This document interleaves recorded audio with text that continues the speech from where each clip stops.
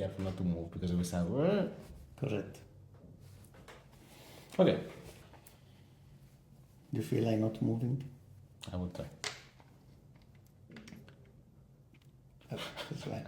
I took just one souflakino. I'm starving. Guys, because I took Hello world and welcome back. to another episode of The Amazing Cards. So the story goes as follows. We were on vacation and then one of those articles pops up. And what does it say? The GitHub CEO says, if you don't use AI as a developer, your job will be gone. You will not have a job. And when I saw this, I immediately texted Pepe. We should make a video about this. This has to stop. You're pushing a lot of pressure in using AI. First, put the premise. What are we going to talk about today? So the topic today is this. I know we've spoken about AI and the layoffs a little bit. It was mostly about the layoffs in the episode 3, if I'm not. It's impossible. All we will speak about layoff. Can we speak something happy? It's layoff. They watch the like. So again, the topic is that I know we spoke a little bit about AI in the 3rd episode, if I'm not mistaken. We were talking about the layoffs and the market not going so well. Enough is enough. We have seen so many articles about doomsday, about the AI taking all our jobs, and I see people all the time in Reddit and different forums wondering, is our job safe? What happens? Which is the best AI tool to use? What will our job become? At that point, I was thinking, we have lost total control of the story. Yes.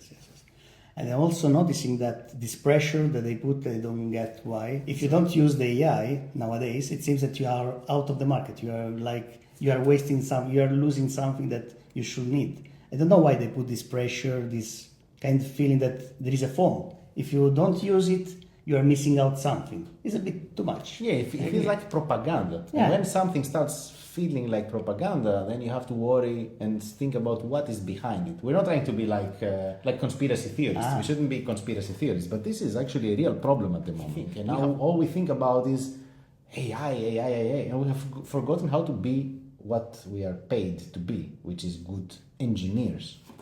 I agree. Also because all days is coming out a new one, ChatGPT, DeepSeek, Claude, and many others, even the Elon Musk Grok. You know the name? Grok. Gemini. Yes, it seems like also you have to compare between them. Because I don't know, guys. We are becoming more prompter instead of developer. What I can say you is that if you do a project with Claude, I was noticing this, I was doing a feature for myself.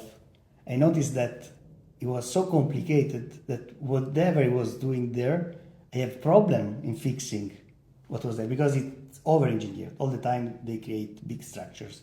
Yes, and the point of this video is not to compare the AI. We don't want to say whether it's good or bad, because it's good, it has its use cases, and probably it will become even better as time goes by. That's not the topic. The topic is what we do from our side. Because companies clearly have an agenda to push each other. There is a lot of money invested. There is a lot of fake announcements of the new capabilities that sometimes they fall short, but investors need to put money in this. So the point is what do we do from our side? Because as I said before, we are software engineers, and we will still be software engineers even if we stop writing code. Maybe we are doing prompts in 5 years from now. We still need to think about architecture. We still need to think about scalability, maintainability. What will be in 5 years? How will the software keep running when we are not here anymore and somebody else might take our position? So we should always think about these things. But lately, what I see is the lack of these discussions. Nobody's talking about architecture anymore. Nobody's talking about how to become good engineers. Everybody's talking about which is the new tool. And we are losing our game. I was ashamed the first time that I used an AI. It was incredible. It's understanding, it's useful. At this point, if I can say, I noticed a plateau. Now the wow effect stopped, and it's good. Of course, it's doing a lot of things. It's helping. I feel it less useful than it was before. If you don't do a constructive critique on what you see, you can just copy and paste the code that, yes, it's working, but how maintainable is it?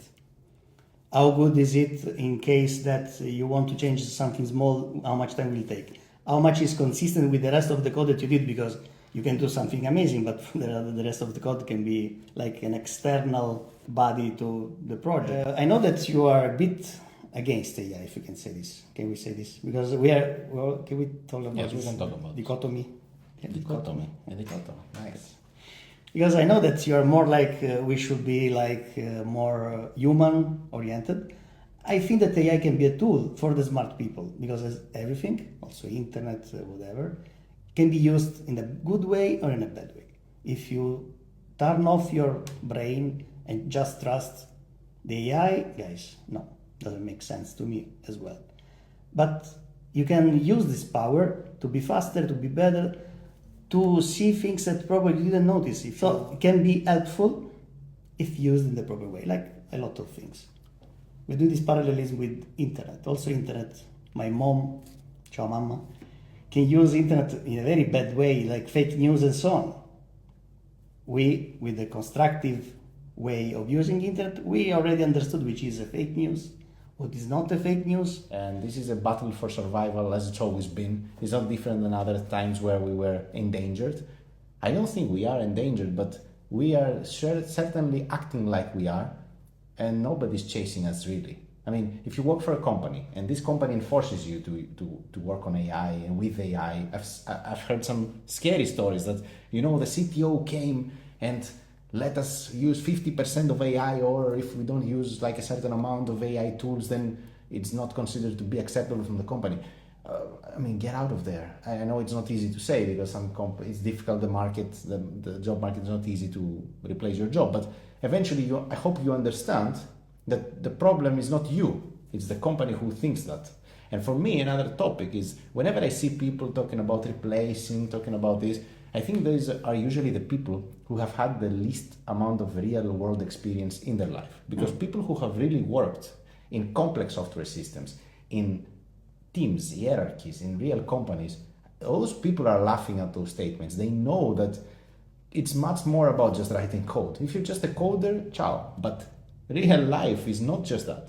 Even if there are some jobs that are already gone, like for example translation. I heard, I don't know, many people have been fired because translation is one they think that it's easy to be replaced. In that case, you should adapt yourself to another way. So you are a translator, you're very good in this. So probably you can give more meaning to the sentence. For example, in our world of the app, the copy content plays a role. So it's not just a translation, also the tone of voice. Exactly. So if you just translate, of course, but if you translate in a catchy way, if you put the proper word, but you can embrace it, you can find a way to do it better. And as you said, if you just are coder, that we can be replaced. Once you said, if you can be replaced by AI, the problem is not the AI. You should reinvent your job somehow. And there are always things to do it. I'm not saying that a job cannot be replaced. All I'm saying is that whatever will happen will happen. In the meantime is what you do with this. Are you still improving yourself? Are you still trying to be the best software engineer you can be? Or are you now on the hands of those big companies that we don't even know what they're doing in the next 3 years? And my thoughts are, stop the noise. Shut it down. You see those articles, you have to imagine, why would the GitHub CEO, for example, tell you that? Because the GitHub CEO is obviously selling you some AI tools. GitHub is now a very big part of it is using AI, and they're trying to sell it. There is a lot of investments there. Of course they would say that. It's like a salesman telling you, you need to buy this car, because if you don't buy this car, you look old-fashioned. Or any other product, really. It's always been the premise of sales, to make you feel redundant if you don't go with the flow. Make you, as you said FOMO. They want you to feel this FOMO. They want you to jump on the train, because the more people jump on those tools, the more their valuation rises, yes. The more money they make. Of course, they're useful, but they're useful on our terms. We are the customers of that. We should control how much of that we use and how do we use it. Yes, and control always when you prompt. This is very important. Control always 2 times the sources. For example, last time I was asking ChatGPT why the strategy of Trump with the taxes on the tariffs on Switzerland were going so crazy, 39%, it's crazy. And ChatGPT 5, so the latest, told me Yes, there is this strategy, but Trump is not the president of USA. Tell you, what do you mean? Yes, he will be the president on January 2025. Okay, we are on August 2025. Yes, and Trump is not the president.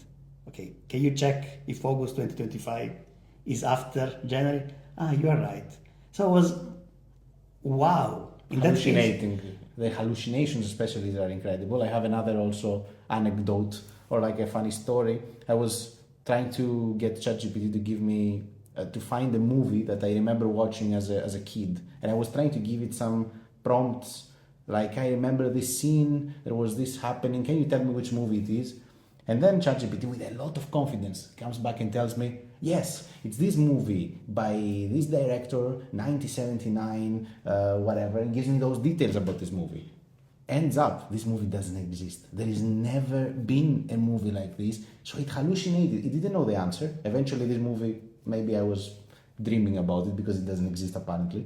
But the confidence with which ChatGPT replied to me gave me a fake movie, telling me, this is your movie. And it also gave me some examples of things that happen in the scenes. I was like, oh, thank you, you found it. Only to realize later by Googling that this movie has never even existed. wow. So it hallucinated so much. This shows that there is a fundamental flaw in the way those things work. Can you imagine putting this unfiltered in your code? If you don't understand what you are putting, even if it works for the use case, will it work 1 year from now? Or will you create problems, you create a black hole of issues, and then we'll figure out that in 5 years our industry is destroyed, not by AI, by us, misusing AI. Correct. There's also this discussion about some people want to put a certification, like a certificate that tells certificate by a human, like a movie.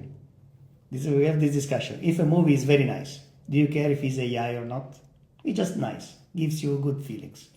Would you care if it's a human, the director? For me, not? yes. For me, yes. For me, not. For me, no, because it gives me.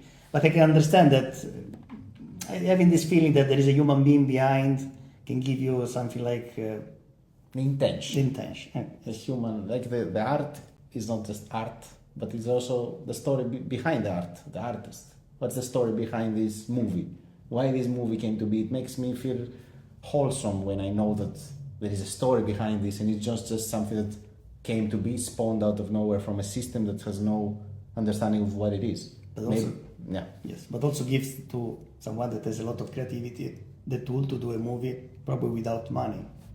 That's You the other create side of a the lot coin. of garbage also. That's the other side of the coin. So man, what's the conclusion? The conclusion is we have to put an end on those stories, and if we cannot control those stories coming out and all this noise, let's control what we do with this. And in my opinion, let's ignore it for the most part. We can keep up to date with what's happening, but to a healthy degree, like you watch the news or you watch something like that, don't get obsessed with the AI advancements and all those things. Remember, you're still a software engineer. Keep improving architecture skills, keep improving your UI skills, keep improving your code quality, like you've always done. Nothing has changed. Now you have some tools to make that faster. That's good for us. Let's enjoy it. And the grand scheme of things, I think that more people should listen to this. Feel free to share this video to people that you think that might benefit from listening to what we had to say. As always, thank you for watching, and we hope to see you or you see us soon. Ciao guys. But The bubble in the job. it's always funny, the layoffs. The layoffs are always what makes me laugh. Yes, because it's like, guys, attention, you can lay off. Not like the GitHub that say that you are going to be laid off, but there is a possibility. There is a possibility. People working there. Not working there anymore. Again.